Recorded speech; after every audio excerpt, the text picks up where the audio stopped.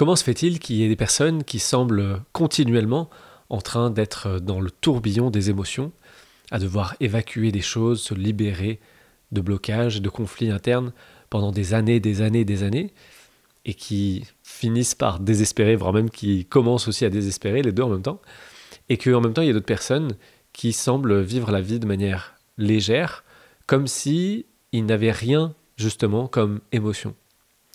Aujourd'hui, je voudrais vous partager la petite différence qui, pour moi, fait basculer de l'un à l'autre.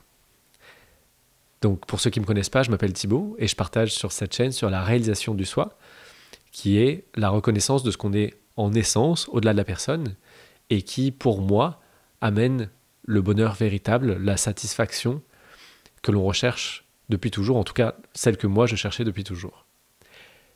Et donc aujourd'hui, comme je vous ai dit, je voudrais vous partager la petite différence qui fait basculer de je vis des émotions, par exemple des peurs, des angoisses, de la colère, du ressentiment, toutes ces choses-là, de la honte par exemple, et ça semble durer. Ça semble durer pendant des années, voire des dizaines d'années, et il semblerait que ça ne bouge pas beaucoup, même si potentiellement ça s'ouvre un petit peu. Et dans ce cas-là, potentiellement, la personne, elle en a marre de s'occuper de son émotion. Il y a des personnes qui n'ont pas conscience qu'il y a des émotions, et donc quand ils en prennent conscience, c'est intéressant, il peut y avoir une sorte de nettoyage qui se fait, qui peut faire du bien, même si c'est houleux et difficile, une période souvent trouble à traverser. Il en ressort quelque chose d'intéressant, de plus grand, de plus léger, voilà. Mais il y a d'autres personnes chez qui ça semble éternel, que on va être tout le temps en train d'avoir des émotions, en train de gérer des conflits, et on en a marre, on a envie de savoir quand est-ce que ça s'arrête. Et c'est là que ça devient pour moi intéressant de voir qu'il y a un point de bascule. C'est-à-dire que c'est intéressant de s'occuper des émotions, c'est intéressant d'évacuer des choses, mais il y a un moment donné où c'est suffisamment léger, même si c'est potentiellement lourd, en tout cas on a suffisamment allégé pour pouvoir faire une sorte de clic, de basculement. Et ce basculement, il est tout simple, c'est est-ce que je crois que tout ça existe ou est-ce que j'arrête de croire que ça existe? C'est-à-dire que les émotions, par exemple, la culpabilité. Donc j'ai fait ça et parce que j'ai fait ça, ça a eu des conséquences négatives sur la vie de quelqu'un d'autre et je m'en veux. Et donc tant que je pense vraiment qu'il y a moi et qu'il y a un passé avec une action que moi j'ai faite et que ça a bien un impact sur une autre personne, eh bien dans ce cas-là, ça va être difficile de ne pas rester dans l'emprise de la culpabilité. Parce que la culpabilité naît de la scène que je viens de décrire. Si on prend une page blanche et qu'on dessine un petit bonhomme qui fait quelque chose qui a des conséquences négatives sur la vie d'un autre petit bonhomme, qui est triste à cause du premier bonhomme, le fait que le deuxième soit triste à cause du premier, c'est l'alchimie de la culpabilité. C'est ça dont est fait la culpabilité. Et donc en fait, tant qu'on croit vraiment qu'on est quelqu'un, et qu'on croit vraiment qu'il y a quelqu'un d'autre, et qu'on croit vraiment que tout ça existe, et qu'on croit vraiment qu'il y a un passé, un présent et un futur, eh bien, on est un peu emprisonné par le fait qu'il va y avoir des émotions. Il va y avoir, par exemple, dans ce cas-là, de la culpabilité. Et en fait, on va potentiellement évacuer la culpabilité, à voir, ah bah tiens, il y a telle situation qui me fait sentir coupable. Avant, je me battais, je m'excusais ou j'essayais de réparer mes erreurs. Maintenant, j'ai compris que ça marche pas si bien que ça. Je commence à m'occuper de mes émotions. Donc, j'évacue la culpabilité. Mais à un moment donné, je peux voir que je peux aussi remettre en question le fait que tout ça existe. C'est suffisamment léger pour dire, ok, je sens plus un poids immense de culpabilité. Et je peux voir que maintenant, il reste de la culpabilité, elle est là, mais elle n'est pas suffisamment lourde pour m'empêcher de remettre en question ce que je considère être vrai, mais dont les fondements sont questionnables, on va dire. Donc, si je me dis, ok, en fait, ce qui est réel d'après les sages, c'est ce qui perçoit est là, ici et maintenant, c'est toujours ici et maintenant, et c'est seulement témoin de ce qui se joue. Il y a une scène qui se joue, et ce que je suis en essence est seulement témoin de ce qui se joue. Dans ce cas-là, il y a juste témoin et une scène qui est jouée par le témoin ou par personne qui se joue toute seule. Dans ce cas-là, il peut y avoir simplement conscience qu'il y a quelqu'un, il y a une action, il y a une autre personne, apparemment ça a des conséquences, mais ça demande de sortir de maintenant et de commencer à croire qu'il y a des causes et des conséquences, donc du passé et du futur, et qu'il y a donc une responsabilité. C'est moi qui ai fait. Si c'est moi qui ai fait, là, je crois en une idée qui va automatiquement impliquer potentiellement de la responsabilité, donc de la culpabilité. Mais si c'est pas moi qui fais, si je suis seulement témoin de ce qui se joue, de ce qui se fait, comme si je regardais un film avec une scène dans le film, et que au lieu d'être plongé dans le film et me prendre pour le personnage principal, j'étais simplement spectateur du film, je ne vais pas forcément me sentir coupable. Et vous pouvez remarquer que ça marche. Quand on regarde un film, si on s'identifie à la personne, au protagoniste, on peut se sentir coupable pour elle. C'est très fort. Mais là, si on se dit, ok, en fait, ouf, je reset, je reviens dans mon canapé et je vois qu'en fait, j'ai mis un DVD, que c'est clairement des acteurs qui jouent, que je ne suis pas dans le film. Dans ce cas-là, est-ce que la culpabilité, elle va tenir? On va dire, bah non, en fait, ça ne tient pas debout. Enfin, c'est un film. Donc, si je crois au film, si je lance le film et que je me plonge dedans, la culpabilité, je vais la ressentir. Mais si je vais cuisiner, au lieu de regarder le film avec de la culpabilité, évidemment qu'il n'y aura pas de culpabilité. Et l'analogie, c'est la même que dans un rêve. Si on se dit, si on vit un rêve, ou dans ce rêve, on fait quelque chose de mal à quelqu'un d'autre, et que lui nous en veut, et qu'il est triste, et que nous, on se dit, il a raison de nous en vouloir, et on s'accable sur notre sort, eh bien, évidemment, dans le rêve, on culpabilise, et au moment où on se réveille du rêve, on ne va pas continuer à culpabiliser.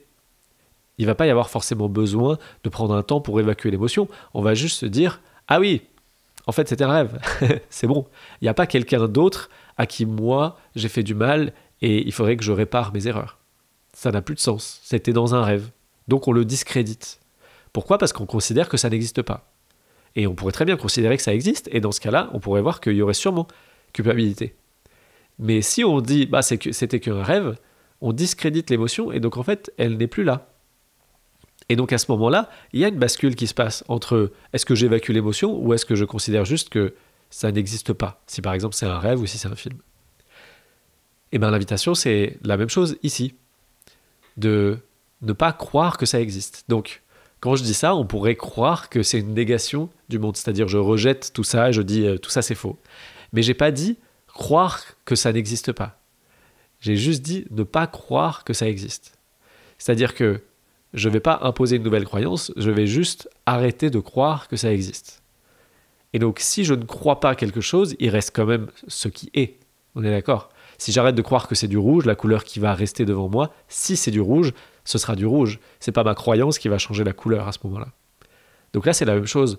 On dit, ok, en fait, j'ai cru très très très fort que tout ça, ça existait. J'ai cru très très très fort que j'étais une personne ici, qui est séparée du reste.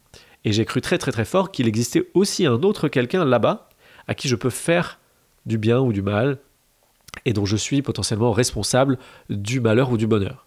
Waouh, sacrée responsabilité. Et bien, si on considère ça, ça change tout. Et si on dit, ok, en fait, je ne vais pas croire ça, je vais rester ici et maintenant présent à ce qui est tel que c'est, sans coller d'étiquette, eh bien, potentiellement là, il y a une bascule qui se passe. Dans le sens où on arrête de croire que ça existe. Il n'y a juste pas la croyance, ça existe. Et donc, oui, au début, ça peut être intéressant de dire intérieurement, tout ça n'existe pas, juste parce qu'on s'est habitué à croire très très fort que ça existe, donc pour faire comme une sorte de balancier, pour ramener à l'équilibre, on peut dire au début, tout ça n'existe pas. Le seul problème, donc je vous invite à le faire, de dire, tout ça n'existe pas. Et ça peut être joyeux. Il peut y avoir quelque chose qui reconnaît. Ah oui, comme dans un rêve. Dans un rêve, on serait là et si on était là éveillé dans un rêve, on pourrait dire ça n'existe pas. Et en même temps, on serait en train de voir des objets. On serait en train de voir le rêve. Et bien là, on peut faire la même chose. Dire tout ça n'existe pas et s'ouvrir au fait que ça reste présent. Ce qui est présent reste présent. Là, il y a ma cuisine. Je n'ai pas fait disparaître ma cuisine en disant la cuisine n'existe pas. Elle est encore là, apparemment. C'est juste qu'il n'y a plus l'idée que c'est vrai, qu'elle existe, que c'est vraiment ça le réel. Et je veux juste dire qu'il y a un piège évidemment à dire tout ça n'existe pas, parce que si on le répète trop, au bout d'un moment, ça devient une autre croyance. Donc avant on croyait ça existe, maintenant on croit ça n'existe pas. Mais si on croit ça n'existe pas, potentiellement il va y avoir une sorte de de froid, en fait. Ça va ressembler à un rejet, comme si on rejetait le monde. On dit, bah toi, de toute façon, je m'en fiche, t'existes pas. Donc on va pas considérer les autres, on va pas prendre soin des objets parce qu'on va dire, on va croire que ça n'existe pas. Mais là, l'invitation, c'est justement de vivre sans croyance. Donc pas je crois que ça existe ou pas non plus je crois que ça n'existe pas. Juste ne pas croire que ça existe. Ok, c'est assez subtil. C'est juste sans la croyance. Et donc sans la croyance, et donc au début potentiellement en s'ouvrant à ça n'existe pas, et ensuite en enlevant aussi cette croyance-là, on peut voir que ce qui reste dans notre expérience, je parle d'expérience, c'est pas de la philosophie, on n'est pas en train de philosopher, c'est très concret en fait, ce dont on parle. Là maintenant, ce qui est, c'est là maintenant. Et donc tout le reste, c'est des images mentales, que ce soit passé ou futur. Et donc pour ressentir de la culpabilité, il faut que je me rappelle mon histoire de culpabilité. Que je me rappelle, ah oui c'est vrai, j'ai fait ça à telle personne, et elle m'en veut, et là je commence à me sentir mal. Ok ? Mais si on reste là, potentiellement, il n'y a plus l'histoire. Et donc potentiellement, il n'y a plus de culpabilité. Et là où c'est intéressant, c'est qu'on peut voir que si on reste ici et maintenant, il y a potentiellement un ressenti de culpabilité. Et ça, c'est ce qui reste sans se raconter d'histoire, sans croyance. Donc sans en rajouter. Sans en rajouter, potentiellement, on sent un poids, une culpabilité. Et ça, c'est ce que j'appelle une émotion. Et c'est juste présent ici et maintenant. Donc on n'est pas en train de se raconter une histoire. Et souvent, c'est une sensation désagréable et difficile à cerner. Et généralement, quand on commence à la sentir, on essaye de fuir. On essaye de se raconter des histoires, on essaye d'aller manger, de regarder un film, de faire du sport, de travailler, d'être en interaction sociale. Bref, tout sauf ça. On essaye de faire quelque chose sauf rester présent à ce qui est vécu, qui est inconfortable. Et donc, dans ce cas-là, moi, ça, c'est ce que je considère être la seule chose dont on a besoin de se soucier, de s'occuper. C'est pas un soucier, on se fait pas du souci, c'est juste que là, maintenant, c'est là. Bon, bah ok, si c'est là, je peux être présent à ça, parce que ça, c'est là. Et c'est pas pour autant que je crois que ça existe, mais par contre, je perçois que c'est là. Et donc, à ce moment-là, on s'occupe seulement de l'émotion qui est ici et maintenant. On n'est pas en train de rentrer dans un processus où on se dit il faut que je me libère de toutes mes émotions pour qu'un jour, peut-être, je sois enfin satisfait ou éveillé ou que sais-je. C'est là maintenant. Mais par contre, la petite différence qui change tout, c'est quand même le fait que j'arrête de croire que ça existe. Et donc j'arrête de croire que je suis aussi une personne. J'arrête de croire que je suis ce truc-là. Et arrêter de croire ne veut pas dire croire qu'on ne l'est pas, encore une fois. C'est important, parce que sinon, quand on dit ça, on peut dire « Ah, le mec, il rejette le fait qu'il est aussi humain. » Non, en fait, ça, c'est là. Mais c'est, sans que j'ai besoin d'y croire, c'est. Et là, ça peut être cool. Parce que c'est ce qui est.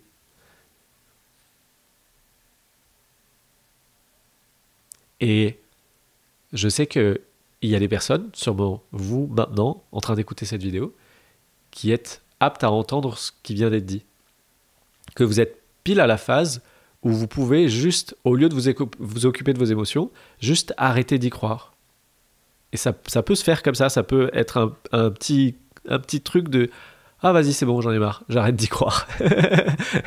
Allez c'est bon. » Je vois bien que y croire génère tout un monde d'émotions, tout un monde de causes et de conséquences, tout un monde de désirs, de quêtes et de fuites.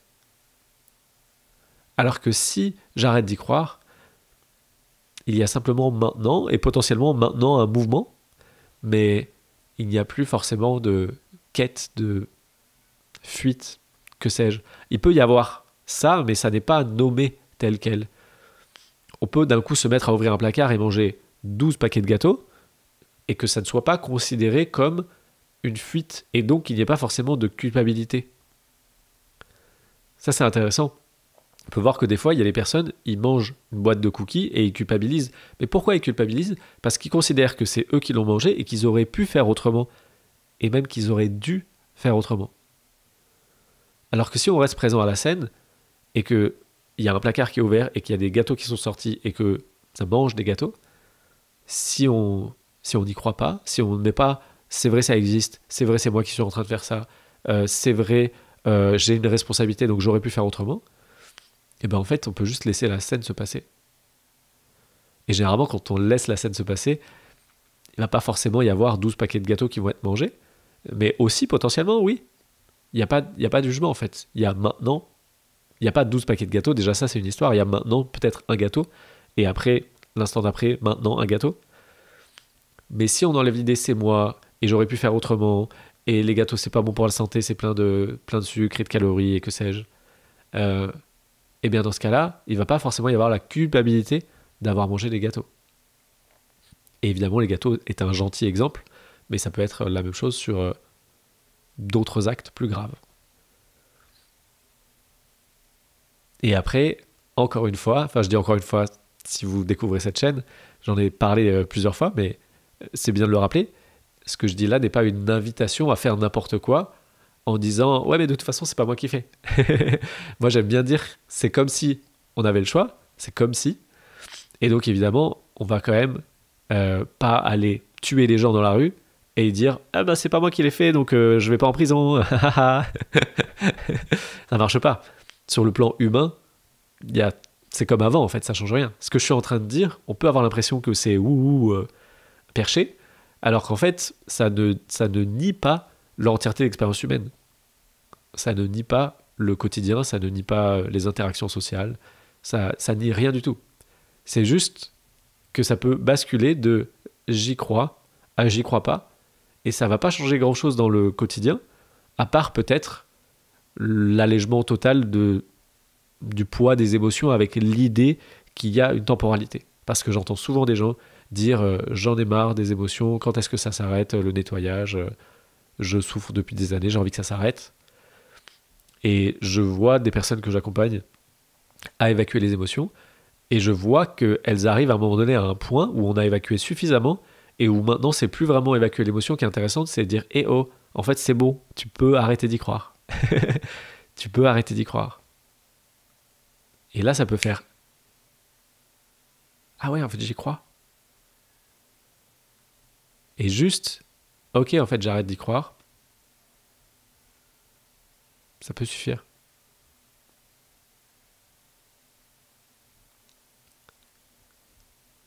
Et là, si on arrête d'y croire, on peut se déposer dans l'instant. On peut arrêter de croire que c'est nous qui faisons. On peut arrêter de croire que c'est nous qui parlons. Et on peut simplement rester présence à ce qui est maintenant et laisser le flot de la vie circuler. Sans jugement. Sans dire ça c'est bien, ça c'est mal, ça je veux pas. On peut quand même dire ça je veux pas, mais en tout cas, ce qui est présent maintenant, on peut pas vraiment. Enfin, on peut, mais on voit que c'est stupide de rejeter ce qui est, parce que le fait de rejeter ce qui est ne l'enlève pas. Si là, maintenant, je suis triste, le fait de rejeter la tristesse et dire non, moi je veux pas être triste, je veux être heureux, bah, ça n'enlève pas la tristesse. Donc c'est plus intéressant de constamment s'ouvrir à ce qui est vécu, sans jugement. Et là, la vie circule.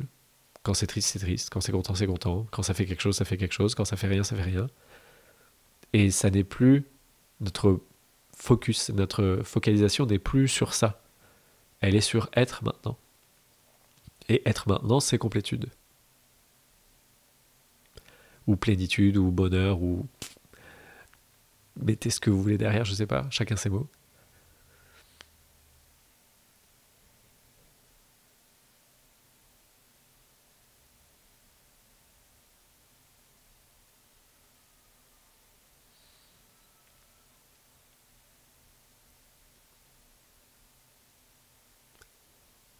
Voilà. Donc, si jamais vous avez envie de partager ce que je suis en train de vous partager, qui n'est pas à moi, partager la réalisation du soi, parce que vous pensez peut-être que ça peut faire du bien à d'autres personnes, n'hésitez pas à liker cette vidéo, à la partager à des amis, l'algorithme de YouTube va comprendre que ça vous a intéressé et que potentiellement ça peut intéresser d'autres gens. Donc en faisant ça, ça va partager plus le message, ça va toucher d'autres personnes. Et si tout ce que je viens de vous raconter vous intéresse, vous pouvez regarder cette vidéo où je vous montre comment réaliser le soi en 15 minutes. La promesse est énorme, mais c'est pas que vous aurez le résultat à la fin des 15 minutes, c'est juste qu'on prend 15 minutes pour aller vers ça. Je vous vois là.